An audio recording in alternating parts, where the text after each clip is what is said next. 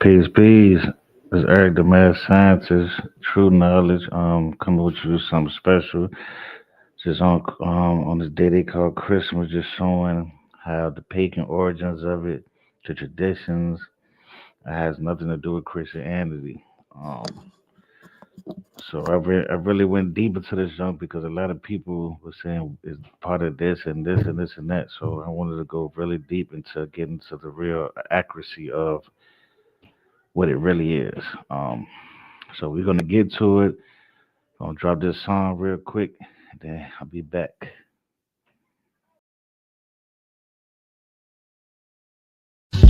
Could just be here will make you reminisce. Sitting back, pondering, wondering if this really it. I'm really it. Everyone told me since I was just a jit that I would make a difference. Like instantly started making hits. July 25th, moms and pops received the gift. That was me, the golden child, the black sheep. Now I'm grown and proud. Pops died, I was 12 or 13. Turned a crip at 13. That was some niggas' worst dream. Older sis was 16, older brother was 19. I looked up to him, I felt he taught me the right thing.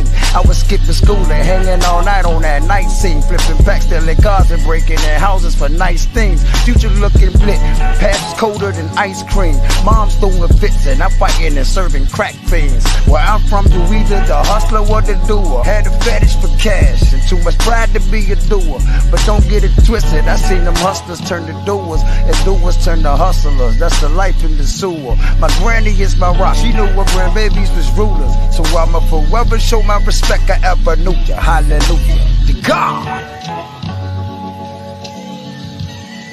Allah. To God. Elohim shit, nigga. Meditation. Hey look, malicious wounded, saw the battery as a jury charge. In and out of police cars, ain't never gonna respect the law. Expect the law to shoot you in your back and flip your closest friend. Claiming that you telling and you'll never see your spam again. Niggas fall for everything, how you stand for anything? Niggas tripping in they rain, I'm dry and catching them again. Cause I done live a hard life, my hands I play my cards right. In that kitchen all night, turning salt to that hard white. I'm alright, but Logan, powder blue up on that left side. Crippin' with my south side hitters, but I'm from west side. Yes, I'm riding on any bitch.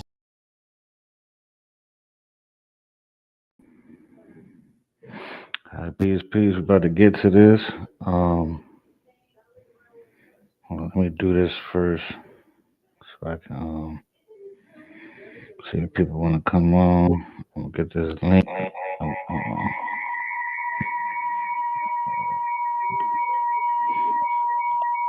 Oh no,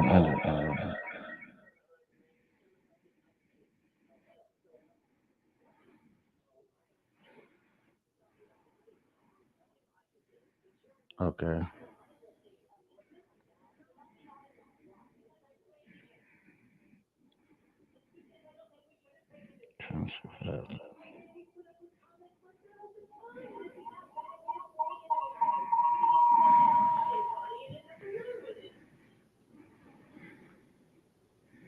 Okay. All right.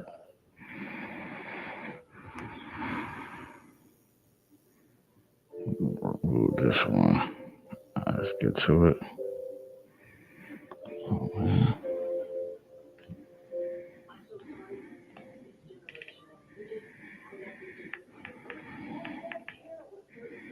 Put this in a.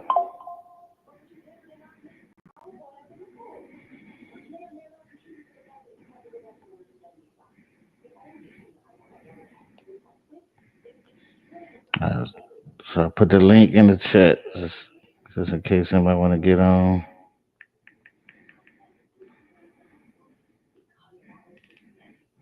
All right. Let me get to it. That's messed up. Okay. I'm doing the pagan origin traditions of Christmas. First, I'm going to break down what is origin. Origin, the point or place where something begins, arises, or is derived. The name is Norse in origin, so that's just an explanation. So it's either the beginning of it, or it could be it could rise from it, meaning how we saying Christmas rose from other tradition that was the origin of something that was already before, and Christmas came out of that origin. So we're saying it was a pagan origin, and Christmas came from out of this pagan origin because it copied or is influenced by the original, okay, or derived from. So similarities, the state or fact of being similar, the similarity of symptoms makes it hard to diagnose. A similar feature or aspect, the similarities between people or different nations. So this is talking about the similarity because these are things I'm going to use when I'm doing this explanation. So it's the similarities, meaning comparing things and say telling you why we think this come from this because of similarities, or it's too many similarities to say that it didn't come out of this or it wasn't influenced by this, right? Then we go into traditions. I don't see nobody. Okay. Then we go into traditions, a long established custom or belief that has been passed on from one generation to another. So this is the traditions, meaning this culture has did these traditions for so long, and then you can see these traditions through the similarities in this other culture or this other religion. Influence, influence the power of capacity, capacity of a person or a thing to affect the actions, opinions, or behaviors of others.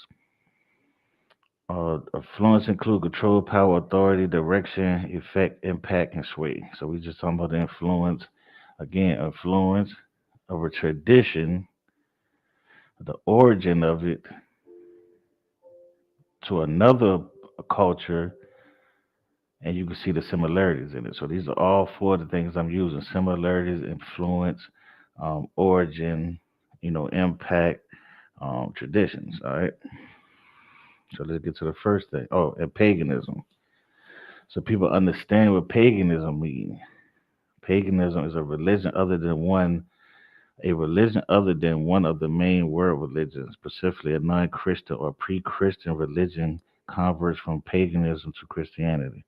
Okay, so when we're saying paganism, we're directly talking to a Christian and saying you are worshiping a pagan tradition, a pagan that comes from a pagan origin that is non-Christian. So you should not be following this.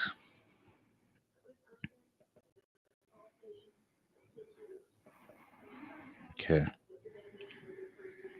All right. So let's get to Christmas. Right. So Christmas, Christian festival. This is what they're trying to say that it is. Hold on.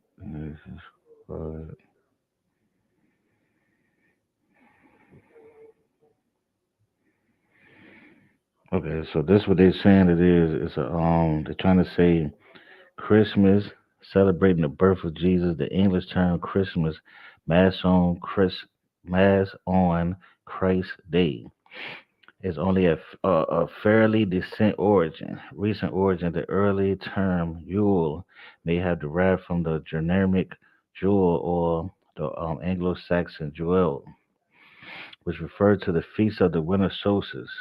The corresponding terms in other languages, um, Navidad in the Spanish, Natal in Italian, and Noël in French, or probably denote nativity. The German word denotes a hallowed night since the early century. Christmas has also a secular family holiday observed by Christians and non-Christian alike, devoid of Christian element and marked on the increasingly elaborate exchange of gifts in the secular Christmas celebration. A mythical figure named Santa Claus plays a pivotal role. So what people don't understand, what they're talking about is this religion. I mean, is this culture that or religion is this culture that had this tradition, a festival that was called Yule, Yule, and they're saying Christmas is based off a lot of this stuff. See, Christmas is the way American does things is based off a lot of things. It's not just based off of one culture. It's based off German. It's based off of Celtic culture. It's based off of Norse culture. It's based off of Roman culture, Greek culture. So a lot of times they mix a lot of these things up with it. So it's not just one aspect. That's why you can have people that say, no, it comes from this, or no, it comes from this, and no, it comes from this. It's coming from all of these things. Okay. All right. So understand Yule, and we go speak on Yule because a lot of people don't know what Yule is, but it's a Norse celebration. We're talking about the winter solstice. The winter solstice was celebrated by a lot of European cultures. Coming on, okay, that's what's up, DOA. Let me see. All right, so it was celebrated by a lot of European cultures, and they celebrated the winter solstice, meaning the sun coming in. It's called the unconquered sun. All right, this is one. These are some of the sources I got it from. Rogers University, Origin of Christmas. Dr. Maria Kinney. You know, this is the credentials. I'd like to show the source and credentials of what I'm talking about. So you see where you got these from, or you can later on, look it up. All right. Why is Christmas celebrated in December? The winter solstice on December the 21st and the 22nd is the longest night of the year, but marks the return of the sun when the days will get longer. It's considered a time of hope in industrial Europe. You would have harvest all of their crops, and they had 3 to 6 months of cold and dark. Without the ability to grow food, many people would slaughter some of the livestock because they would not have been able to feed through the winter. So this is when the feast would happen. Neither the Bible nor history gives a date of Jesus' birth, though it was more likely closer to spring. Now you see how they do, right? They'll say it ain't no evidence of his birth, but then they'll still try to give you a date. So okay. But because the solstice was already such a celebrated time of the year, Christian traditions, Christians came to use to celebrate the birth of Jesus. So we understand this is when I say, when people say, like me, Jesus, that pagan Jesus that people are worshiping on Sunday is representation of the sun because you worship him on what day? Sunday. What does Sunday mean? The Sunday means the day of the sun. What does December the 25th mean? It means winter solstice, the unconquered sun.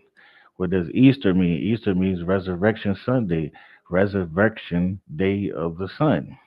So, I mean, just understand why these pagan traditions are on certain days in this religion. Okay. What is the origin of Christmas caroling?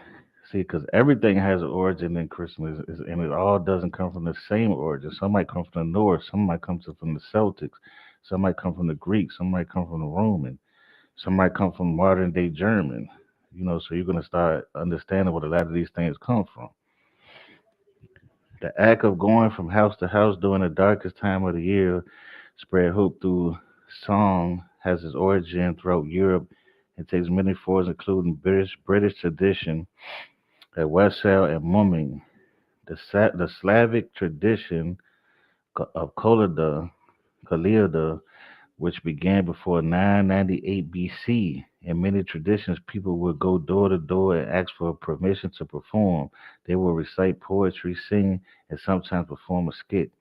The idea was that these things would bring about good fortune and influence of future harvest. Many of these visiting rituals were incorporated in the celebration of Christmas and are still formed in modern Ukraine as well as throughout Europe and across the United States. So this is what I mean when I tell people a lot of people is getting this stuff from European paganism, which paganism again means non-Christian. So if you're a Christian that's trying to say that you follow Christmas, you are following a pagan. In fact, you're following a pagan holiday. which has nothing to do with your religion, which has nothing to do with the person you call Jesus' birthday. It's all about the sun. It's all sun worship. And sun worship has been done since the beginning of what we call recorded civilization. History of Yule influencing Christmas. Now, I use Yule more than any other thing because there's a lot of stuff that was used in it that influenced Christmas. So I'm gonna break down each individual. I'm gonna break down what the Christmas tree mean. I'm gonna break down. I broke down what the caroling mean. I'm gonna break down why they put him in a red suit. I'm gonna break down why he flies around. I'm gonna break down why he looks like certain way. So these are the things, and then I'm gonna break down why this became a part of so-called Black culture. So I'm gonna try to break down as much as I can on that. All right. Norse and Celtic Yule. In Norse culture, Yule was believed to be the time when the spirits of the dead were passed on to the other world to move on from the living world and to continue their afterlife. There, these spirits were honored and celebrated during Yule, and animals were sacrificed in their honor. It was believed to be a dangerous to go outside along the night during Yule, least one risked being carried away to the other world before their time. And that's Norse culture. Then you had the Celt culture also celebrated Yule, but their focus was on the rebirth of the sun and the coming of the new year. They believed that the burning of Yule long was a way to symbolize the sun's return, and that the exchange of gifts was a way to honor the gods and ask for their favor in the coming year. Because you got to realize in Europe, they already didn't have animals like that. They were short on food. Uh, um, During the wintertime, a lot of shit didn't grow. So they worshiped the sun and under the sun because it was like a new life to them when that sun came out around that time. So they couldn't wait. It got so deep for them. They had to make stories of it. They made deities of it to say when this sun come, this sun just is gives us life. This sun is like a savior to them. We talking about agriculture, like growing, just being able to eat, staying warm. You see what I'm saying? So that's how they looked at this stuff. Um, that's why a lot of cultures have these things. They worship the sun because they didn't believe in the Most High, so they worship the sun, like to Egypt, all the way to Greek, all the way to the Romans, to the Norse, to the Celtics, to mostly most of the all ancient cultures. So this is when the people talk about the winter solstice, the unconquered sun, because they said the sun will come back eventually and it will save them and they will be able to grow and have more food. So they prosper more in the summertime. And they created deities, mythology around this time. And this why December, that certain day, is celebrated. And it influenced the Christianity Christmas that we have today. Because again, when I did Christianity, I showed you that paganism was already in it. And then things later on in modern times, things like voodoo and stuff got in it. So don't think of Christianity as just some one religion. It was influenced because through the Catholic Church accepted a lot of things, even when you go into Gnosticism. Okay, Son of worship. That's right. All right. Yule and Christmas, familiar traditions. The celebration of Yule was evolved and transformed over time, and many of its traditions have been incorporated into the modern Christmas holiday. Some examples of Yule traditions that have been adopted into Christmas practice include the burn. Then this the influencing. There's the traditions that they said is similar. So when I get to the beginning of the video, I said the main things I'm gonna do is tradition, influence, origin, paganism. These are the main things I'm putting on when I'm researching, right? The celebration. Oh, let me see. The burning of Yule log. In ancient times, the Yule log was a large log burned in the hearth of symbolize the sun's return and provide warmth and light during the long dark winter. The tradition has evolved into a modern practice of burning a Yule log and Christmas log in the fireplace of the hearth. The exchange of gifts. In ancient times, the exchange of gifts during Jewel was a way to honor the gods and ask for their favor in the coming year. The tradition has been adopted into modern practice of giving and receiving gifts during the Christmas season. So when you listening to a lot of this stuff, you start saying, why do they do this? Why do they do that? So a lot of stuff is coming from a lot of different cultures and they taking pieces of it.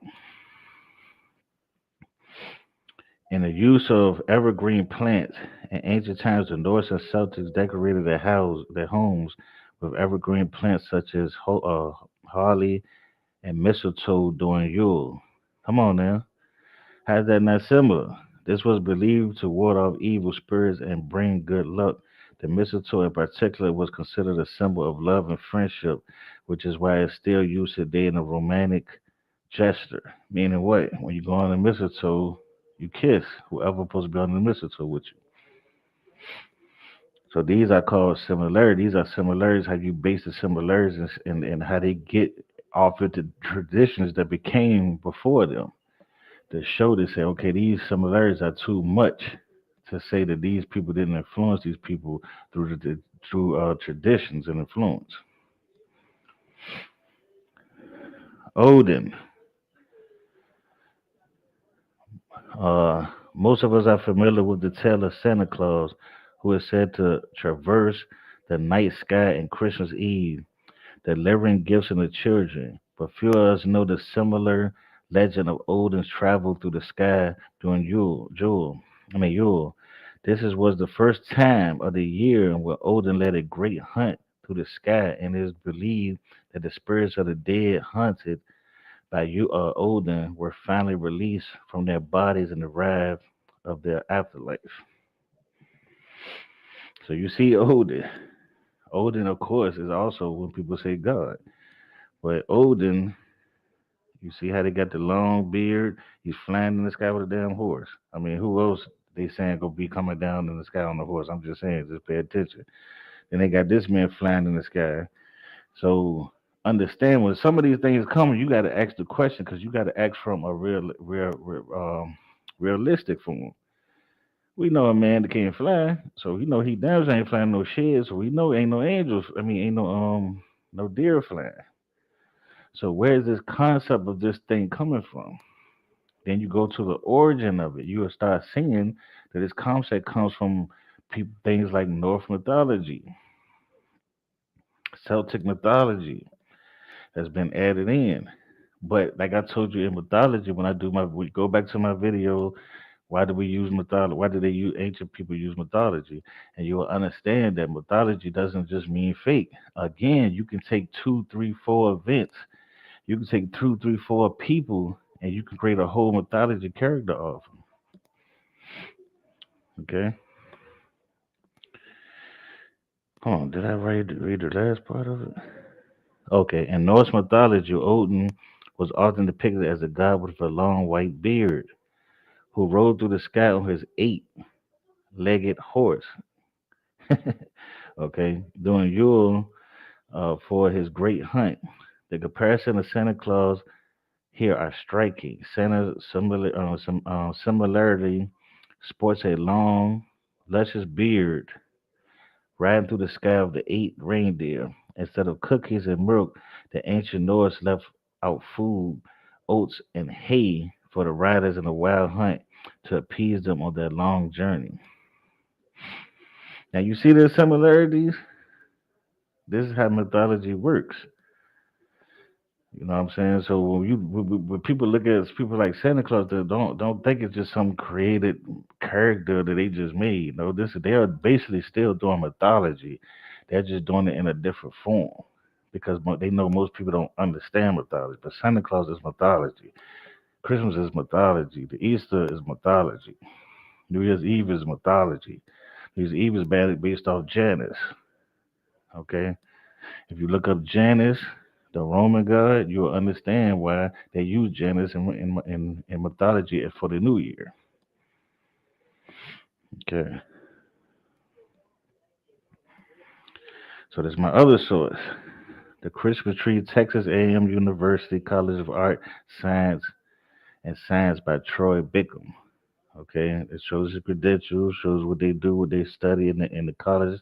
So again, when people do real scholarship like this, you show who you getting this information from. You show their credentials because you don't want to be listening to somebody who's teaching history and they cut hair in college. Or I mean, not being funny, but I'm saying these people are historians in certain aspects where they are professors and stuff in these colleges where they're teaching this history and studying and researching it because you will get more of realistic accuracy when it comes to breaking down origins and stuff. Right? Because a lot of people just go to these videos, go to stuff like I seen a video earlier of Crumpets. When you look up Crumpets, Crumpets is a modern day character that's based off of the Baphomet stuff like that, but it's a modern day character and it's not the origin of anything, but it's a modern character that's based off of origin or something. So of course a lot of people talks about this verse. I just wanted to put this in there because the next thing I'm talking about is the tree. So for the customs of the people are futile. For one cuts a tree from the forest, the work of the hands of the workmen with an axe. They decorate it with silver and gold. They fasten it with nails and hammers, so they would not topple. They are upright like a palm tree, and they cannot speak. They must be carried before they cannot go by themselves. Do not be afraid of them, for they cannot do evil, nor they can they do good. So he's talking about a tradition. This is way before Christmas. People try to say this is Christmas. This is way before Christmas. This is traditions that was going on before that influenced Christianity, that influenced Christmas. This verse is nowhere near when Christianity started. Okay, 16th century German Protestants, eager to remove the iconography and relics of the Roman Catholic Church, gave the Christian tree a huge boost when they used it to replace nativity scenes. The religious reformer Martin Luther supposedly adopted the practice and added candles. But a century later, the English Puritans frowned upon the disorderly holiday for lacking biblical legitimacy. They banned it in 1650s. So this is saying that, of course, the tree is way older than this in the origin, but I'm showing how it came back into fruition in a certain time. Okay, in the 1600s, to Martin Luther, who tried to bring it back as a holiday, as a Christian part of the Christian holiday, and they said no, because this has nothing to do with the Bible. So at a point of time, they understood that you are bringing something in that has nothing that's not biblically legitimate. So they banned it in the 1950s. The soldiers patrolling London streets looking for anyone daring to celebrate the day. Puritans, colonists, and Massachusetts did the same, finding whoever shall be found observing Christmas or the like, either by forbearing or labor, feasting, or any other way. German immigration to the American colonies ensured that the practice of the tree would take root in the New World. Benjamin Franklin established that at least one third of Pennsylvania's white population was German before the American Revolution. Yet the German tradition of the Christmas tree blossomed in the United States largely due to Britain's German royal lineage. Okay, so I'm trying to show the influence of modern time of them bringing the tree into this um, a holiday and how it was actually banned. And they were trying to keep it from out of it, but it still spread it. Okay. Taking a cue from the Queen. This is Queen Victoria. Okay.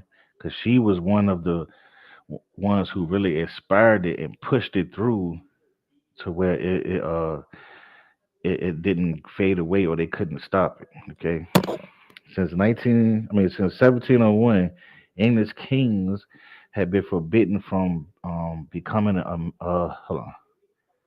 English kings had been forbidden from becoming or marrying Catholics.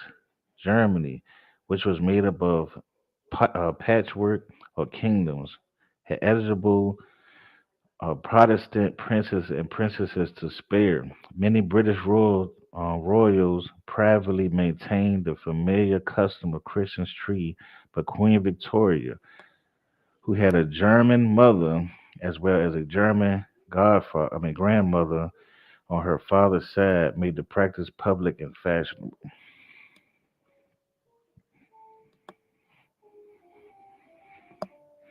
So see the one again. This is her in the picture, and you will see what this picture is. But this picture was pushed to help push the tree and made it popular.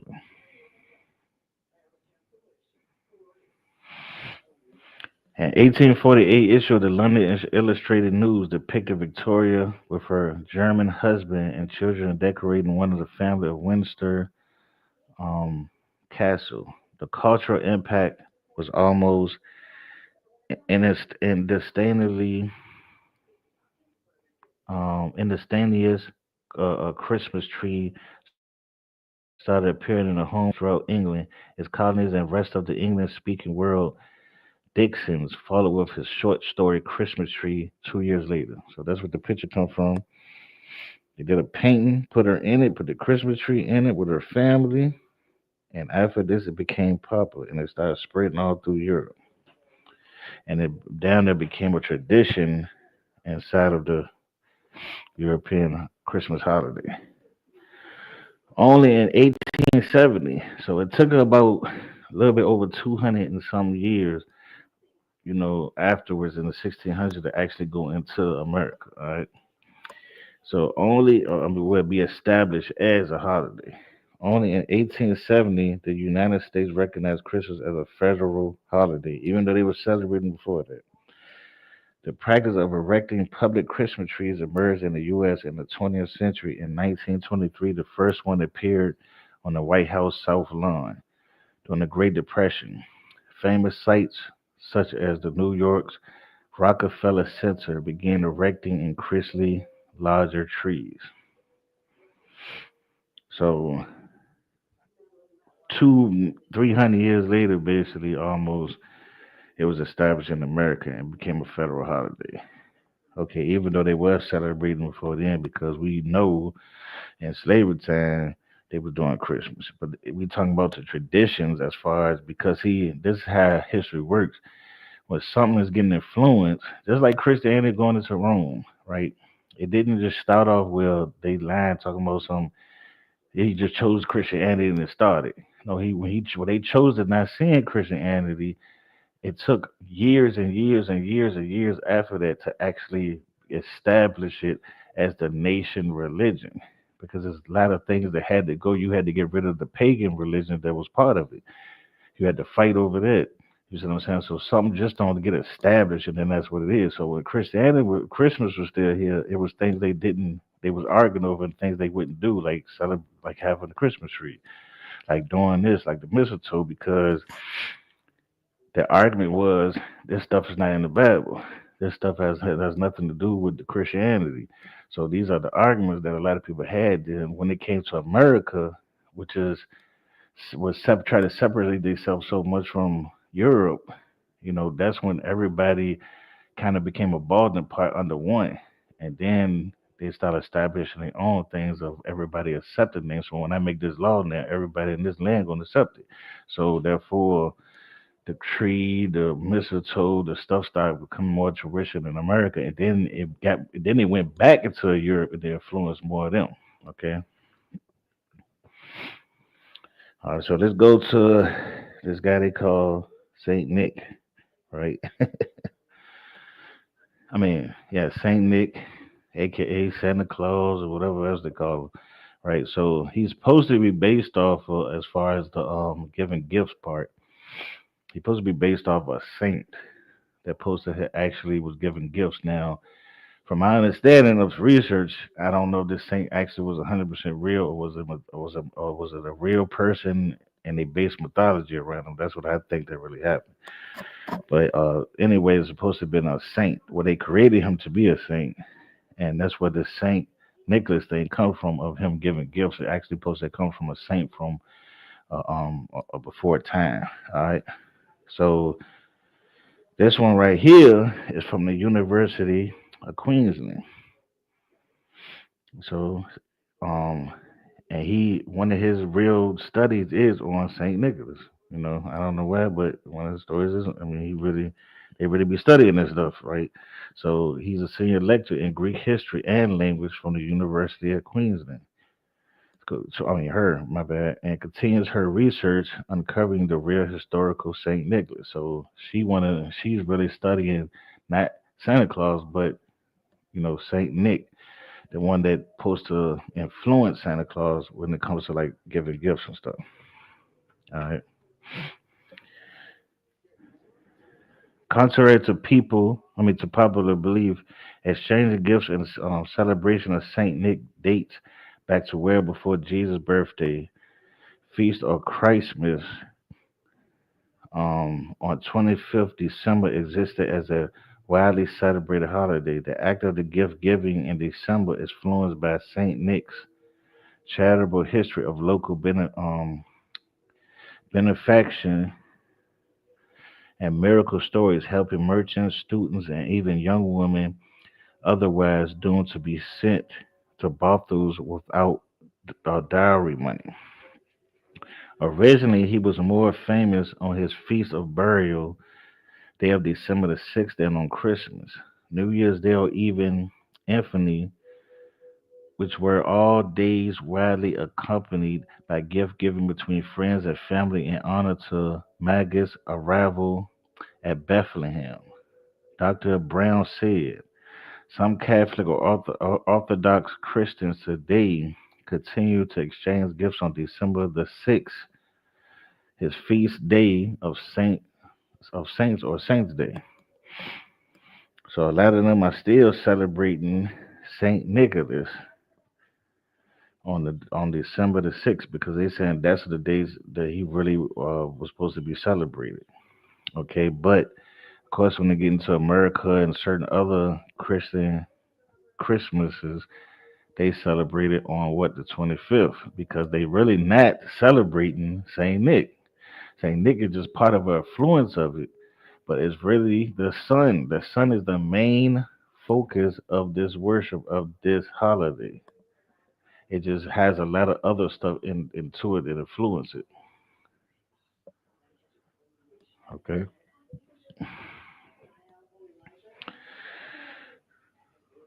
The Bishop of Myra. The Bishop of Myra was called Hagios Nikolaos in Greek, but when his legendary gift giving traveled with sailors, pilgrims, and merchants to the Roman capital of Constantinople, Istanbul, and then to Rome, he became global saint, Dr. Brown said. So at first, he was basically a bishop, and they made him into a saint.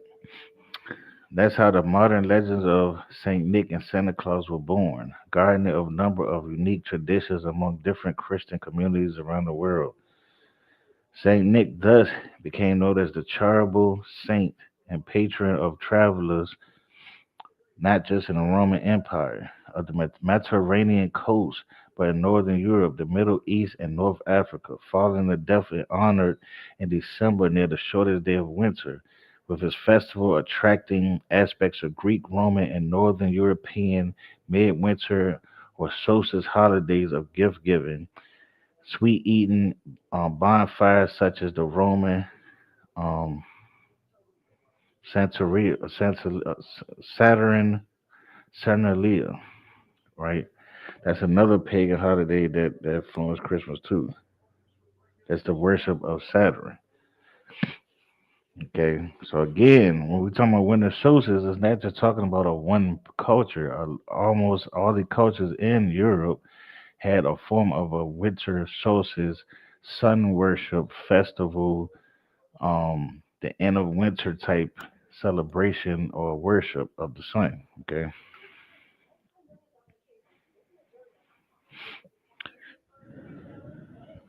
Further evidence of the convergence can be seen today in St. Catherine's Monastery of on Mount Sinai in Egypt. The icon picture collected in the Middle Ages and painted 1000 shows a white bearded Eastern and Orthodox bishop wearing a bishop stole. Bishop wearing a bishop stole and holding a Bible. So this is a picture was created in 1000. I think is I think it's 1000 AD if I'm mistaken. No, maybe 1000 AD. Yeah, if I'm mistaken. Italian Renaissance painters the first put Saint Nick in a red and Catholic cardinal. So the red suit they referring to the cardinal suit, which anybody know about the um, Catholicism is the red suit that the cardinal wears. Okay, so that's where the red suit comes from. But of course, in mythology, they created it into another thing. So the white beard, the character is based off of like Odin. The gift part is based off of Saint Nick. You know, the flying around is based off of Yule, which is Odin. So it's a lot of different characters and other mythologies they mixed in together to create this what you call Santa Claus. Dr. Brown had just published an article. This interchange between Western and Eastern imagery and Christianity in the medieval Mediterranean focused on a um, Knights of Saint John who lived on roads near Lycia and took over Myra in the later Middle Ages. They are now better known as the Knights of Malta. Since they moved there in the 16th century, she said, at Rhodes, Chaos, Bodrum, Myra, and then Malta, they worked in the tradition of Saint Nick and the hospice of St. John in Jerusalem to bridge Western and Eastern traditions of Christianity, hospitality, charity, and reception of Roman imperial, Christian, and pre Christian tradition. So he said at this time, these type of people is the ones who influenced and they helped push it and created the bridge between the Western and Eastern traditions, right? All right, so let me do how black people in America was introduced to Christmas.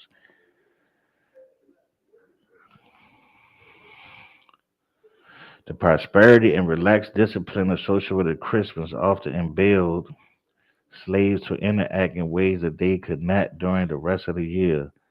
The customary receive material goods from their masters, perhaps the slaves' yearly atonement of clothing, an eligible delicacy, or a present above beyond what he or she needed to survive work on the plantation. For the reason, among others, slaves frequently married during the Christmas season when Dice when Dice a free and when Dice a female slave and Nina Hill, Robinson's Aunt Dice, came to her master one Christmas Eve and asked his consent to her marriage with Caesar. Her master allowed the ceremony and great feast was spread. Dice and Caesar were married in the mistress' own parlor. Before the white minister, more than any other time of the year, Christmas provided slaves with the latitude and prosperity that made a formal wedding possible. On the plantations, the transfer of Christmas gifts from master to slave was often accompanied by a curious ritual.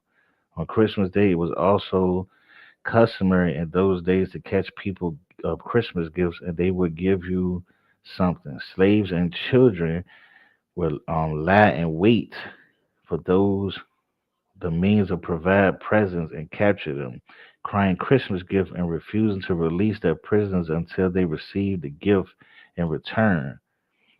The ironic annual inversion of power occasionally allowed slaves to require real power. Henry, a slave whose tragic life and death is recounted in Martha Griff's Brown's autobiography of a female slave saves Christmas gifts and money to buy his own freedom.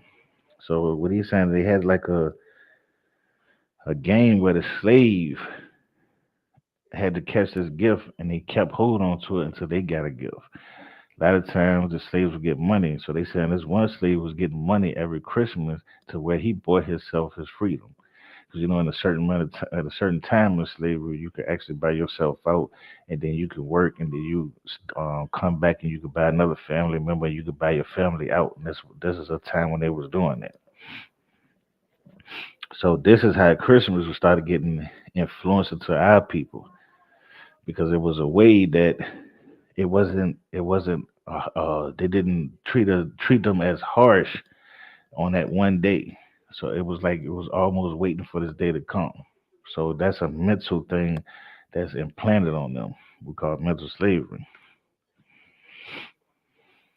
All right, Harry flees slaves on Christmas. And a lot of times during Christmas, our people escaped or tried to escape during these times because this is when the slave master kind of laid back off. Harriet Tubman helped the brothers escape at Christmas. Their masters intended to sell them after Christmas, but was delayed by the holiday. The brothers were excited to spend a day with their elderly mother, but met Harriet in secret. She helped them travel north, gaining a head start of the masters who did not discover their disappearance until the end of the holidays. Likewise, William and Ellen Crabs escaped together at Christmas time. I think these two that I read on them before when I did a black history. I think one was like real light that she could actually pass, and her husband was dark. And when they ran, they actually got on the train, and she played his slave master. So she acted like she was the slave master and he was the slave, and that's how they went. If I ain't mistaken, these are the right ones. They took advantage of the passes that they were clearly meant for temporary use. Ellen obtained a pass from her mistress, allowing her to be away from the few days. The cabinet maker with whom I worked gave me a similar paper, but said they needed the service very much and wished me to return soon as the granite was up. I thanked him kindly, but somehow I have been able to make it convenient to return yet, as the free air in good old England agrees so well with my wife and other dear little ones, as well as myself. It is not all likely we shall return at present of the particular situation of chains and stripes. I think when they did leave, I think they sent a letter to the master telling them they wasn't coming back, if I ain't mistaken. Okay, and let's go to Frederick Douglass on Christmas. Frederick Douglass described the period of respite that was granted to slaves every year between Christmas and New Year's Day as a psychological tool of the oppressor.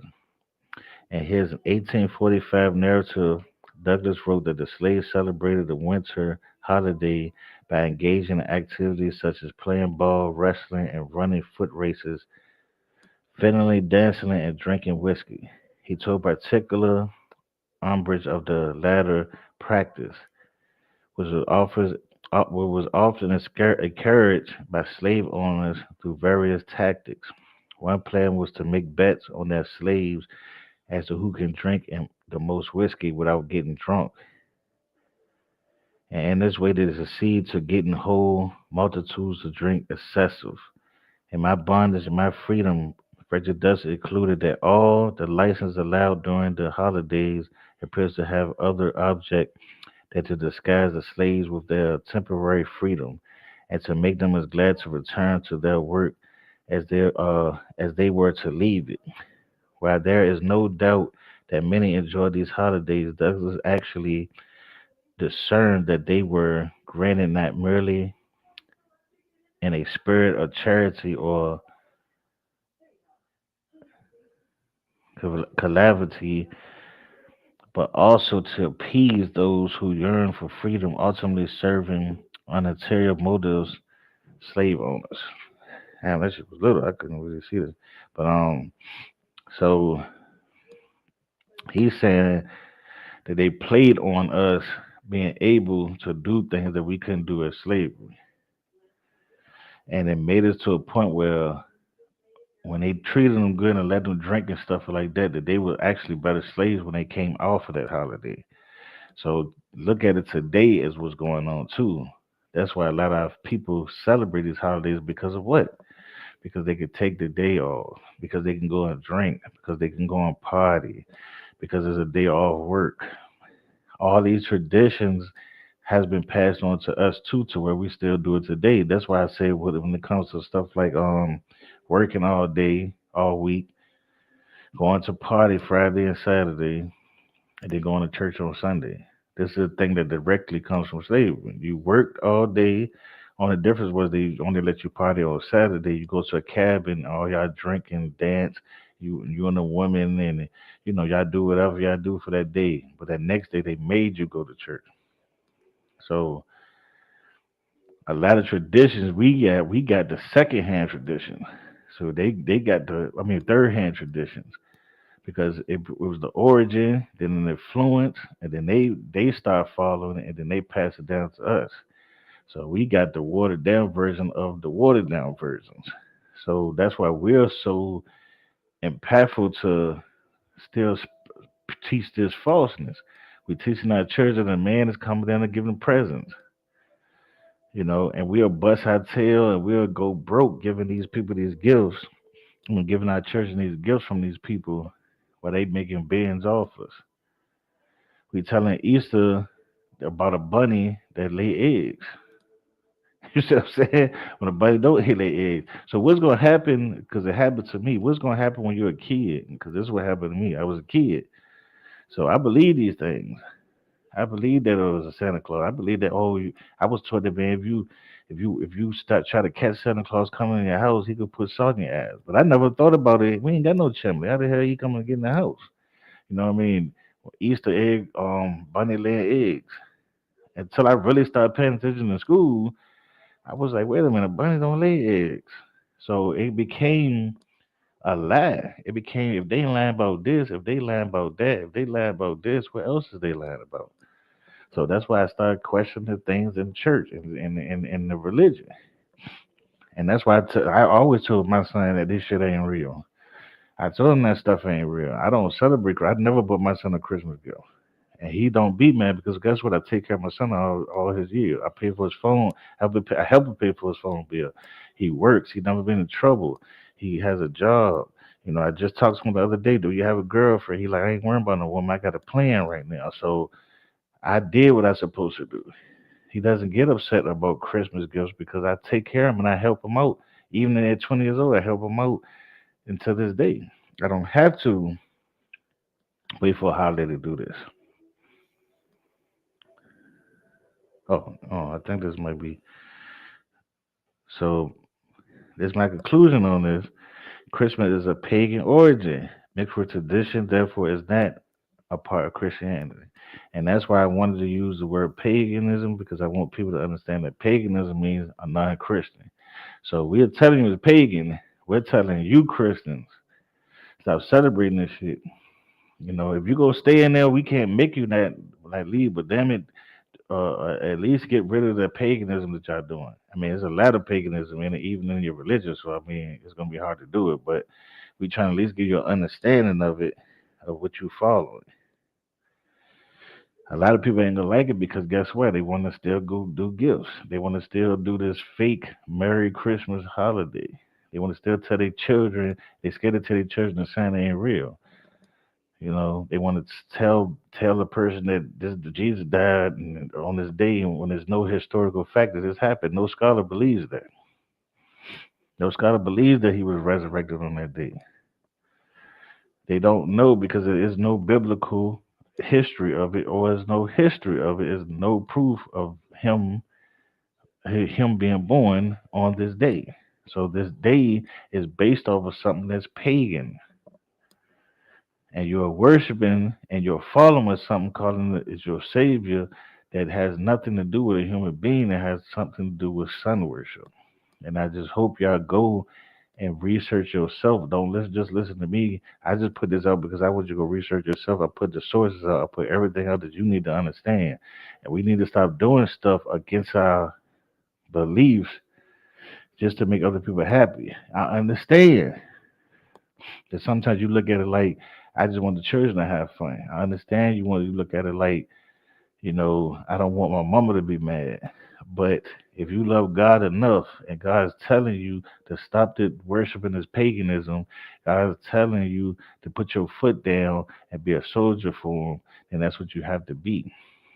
There's been plenty of time. I'm sitting home alone right now because everybody I know worships Christmas. You know what I'm saying? So I don't go nowhere. I'm sitting in the house. Sometimes it's a lonely road, but sometimes it's worth it because the blessing that He gave me from what the conditions I was in to condition I'm in now. And this is why, because I put my foot down on everything and say, if I have to sit at home for one day where everybody else is joining around and worshiping this pagan holiday, and I'm not doing it because I'm showing God that I really mean this shit, and ain't nobody gonna make me not do it. And if you get mad, then you just get mad, and that's just how I look at stuff. Anybody want to come on? Anybody want to comment on anything? Let me know. I just wanted to do this for Christmas. Put it there. I tried to wait for everybody to have their day, because there ain't no reason me trying to be no party people for people. I just come in, I'm doing it after everybody don't have their fun, so they can relax, sit back. Okay, you had your fun with your family. Now I can tell you the truth of it. Now if somebody receive it. And the people who receive it, and I can get one, two people out of it to understand, man, next year I ain't doing all this shit. And that's fine with me. You know what I'm saying? So you got the link right here. Anybody want to come and say something before I dip? Just let me know. Uh, um, I know we're supposed to be doing another show on like the Sumerian Mesopotamia, um, breaking down some of that stuff. I'm just trying to find the other topics that people talking about. I might speak on this evolution thing and show how this shit is bull. But I don't try to waste my time with them trying to on them type of arguments.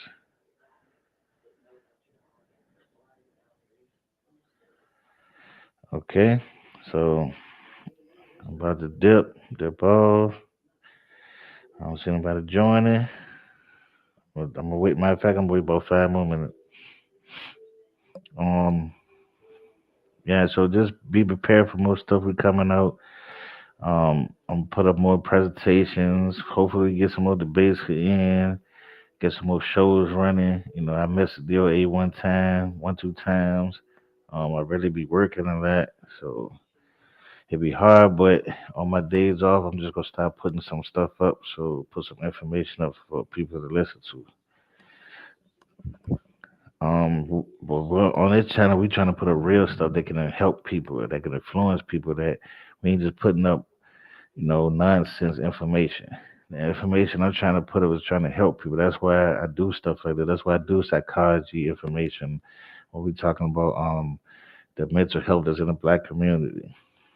When I'm talking about certain things, so everything I'm trying to put up, I'm trying to actually help somebody. I'm trying to actually teach somebody something that they can benefit off of, that can help them in a reality day.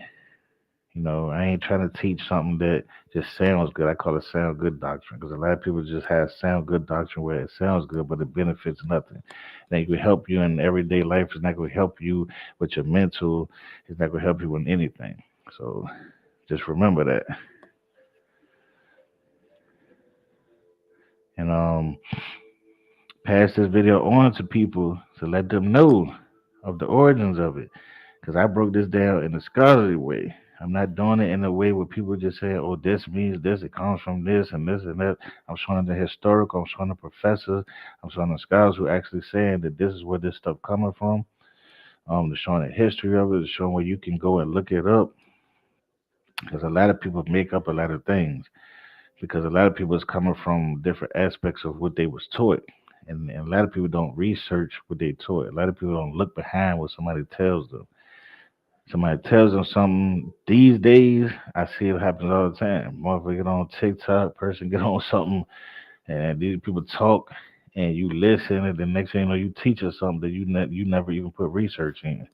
You never even went to see what the scholars say. You never see what the professors say. You never went to the college. You never looked up Google Scholar. You never looked up the if it's first, secondary sources of it. And that's the avenue I came out of. I ain't come out with somebody just telling me something, and I just listen to them and say it. And then I see a lot of these people now that's teaching. They ain't even showing anything. Every video I have ever done, I show my sources, I show my presentation, I show what I'm talking about, I break it down. Most people these days are just talking. That's why people like Billy Carson, like, I kind of like him here and there, you know what I mean? But he's not a scholar because he doesn't show anything. You can't talk about Texas, you can't talk about history, you can't talk about all these things, but you don't show no source of where you're getting this from. You're not showing it. You're not pulling out the information and saying this is what this say. Even biblically, we do that. Even religious people do that when they talk. When you talk to a Christian, when I sit down with my mama, she gonna pull out her verse. She gonna open up her book and show me exactly the verse she's talking about. I'm gonna show her the verse I'm talking about. That's how you're supposed to do when you're teaching or you're debating or you're having a discussion. Anybody can just say anything. I can say, who, I've heard people say, "Oh, we used to live on the moon." You ain't no infant. That's no history on that. That is no, there's no fact. There's nothing you're gonna find that say nothing about us living on Mars. There's nothing you're gonna find, nothing about half of the stuff these people are teaching you. And you need to start researching yourself and look it up. I just seen something about they talking about Apple, right? Apple is about to do um a teleporting machine. They're about to have a teleporting machine, right? So of course, when somebody showed me this video, I'm like, let me look this up. So I research it. It's not literally talking about teleporting in a machine and you physical body is teleporting in another machine. It's talking about virtual reality. So they can put something here, put something over there, and they can virtual reality move you to virtual reality over here, and they can make things seem like it's real. See, now this virtual reality thing is going to be the first step. I'm not saying they can never do it, but I'm just saying when you look at something, you got to understand it. When people talking about cloning, I study cloning. Cloning, they cannot clone without the male, meaning they instead of using his sperm, they use his cell. But these people are coming out here. I remember one of the time my cousin told me, "Yeah, man, they have a machine that clones." And I'm like, "Well, show me the machine." Oh, they not showing the people there's a secret. I said, "Well, how the hell do you know? How do you know the machine that literally makes people whole, but you say they hiding and don't nobody know about it? How do you know? You ain't never seen it. How does it work? What does it do? What buttons do you push? What does it do to the body? How does it take something and create a whole human of it? You don't know. And that's what people need to stop doing. And I just real. All right. So peace out. I hope y'all enjoyed. If you ain't watch it, go back and listen to it. All right.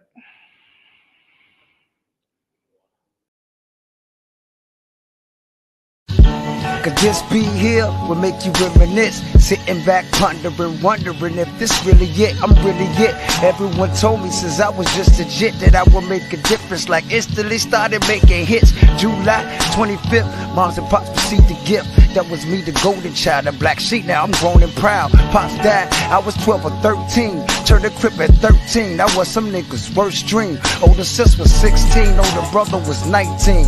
I looked up to him, I felt he taught me the right thing. I was skipping school and hanging all night on that night scene, flipping packs, stealing cars and breaking in houses for nice things. Future looking blit, past colder than ice cream. Mom's throwing fits and I'm fighting and serving crack fiends. Where I'm from, you either the hustler or the doer. Had a fetish for cash and too much pride to be a doer. But don't get it twisted, I seen them hustlers turn to doers and doers turn to hustlers. That's the life in the sewer. My granny is my rock, she knew her grandbabies was rulers. So I'ma forever show my respect I ever knew ya. Hallelujah. To God. Allah. To God. Halloween shit, nigga. meditation. Hey look, malicious wounded, saw the battery as a jury charge. In and out of police cars, ain't never gonna respect the law. Expect the law to shoot you in your back and flip your closest friend. Claiming that you telling and you'll never see your spam again. Niggas fall for everything, how you stand for anything? Niggas tripping in they rain, I'm dry and catching them again. Cause I done live a hard life, my hands I play my cards right. In that kitchen all night, turning salt to that hard white. I'm alright, but Logan, powder blue up on that left side. Gripping with my I woke up this morning, I woke up, I'm feeling so blessed.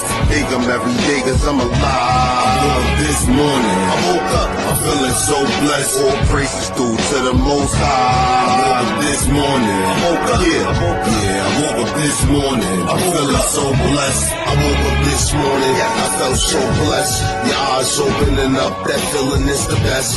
Today's another day, I escape death. Tomorrow might not be the same, I don't know what's next. I just know that last prayer getting done before I rest. Ain't no sleep until I done it, but you getting prayed before the sun come in. You don't know the hour when that day come in, so I gotta stay prayed up till that day come in. I'm ready to say I woke up, I'm grateful that I woke up. That's another day for growth, and I just watch it blow up. Just understand, one day we gon' have to go up, and we gon' meet them close up. They act like they don't know such, but let me tell you this much. Oh my Lord, no, I will never switch up. There's gonna be some tests and some trials, just don't give up. Shaitan don't whisper, you just can't slip up. You just can't slip up. I woke up this morning, I woke up.